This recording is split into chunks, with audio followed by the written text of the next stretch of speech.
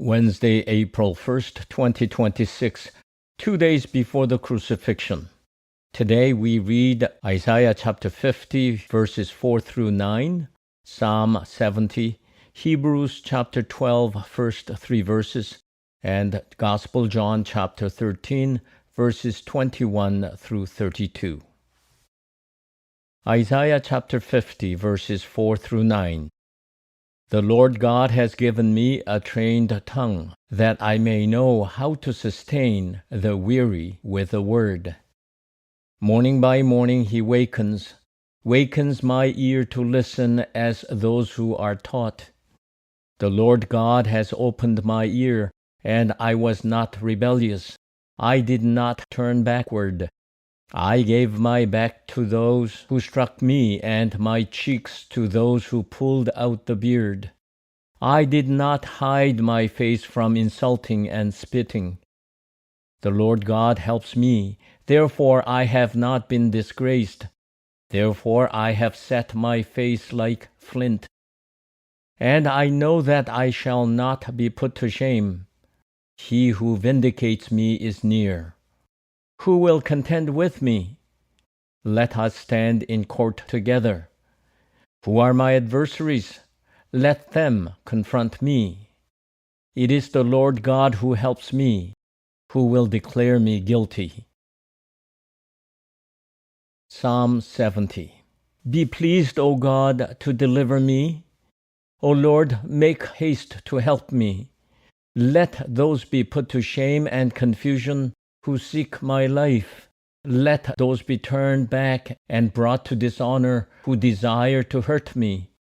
Let those who say, "Aha, aha," turn back because of their shame. Let all who seek you rejoice and be glad in you. Let those who love your salvation say evermore, "God is great." But I am poor and needy. Hasten to me, O God. You are my help and my deliverer, O Lord. Do not delay.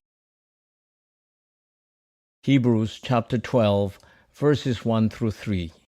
Therefore, since we are surrounded by so great a cloud of witnesses, let us also lay aside every weight and the sin that clings so closely, and let us run with perseverance the race that is set before us, looking to Jesus, the pioneer and perfecter of faith, who for the sake of the joy that was set before him endured the cross, disregarding its shame, and has taken his seat at the right hand of the throne of God. Consider him who endured such hostility against himself from sinners, so that you may not grow weary or lose heart. Gospel John chapter 13, verses 21 through 32. After saying this, Jesus was troubled in spirit and declared, "Very truly I tell you, one of you will betray me." The disciples looked at one another, uncertain of whom he was speaking. One of his disciples, the one whom Jesus loved, was reclining close to his heart.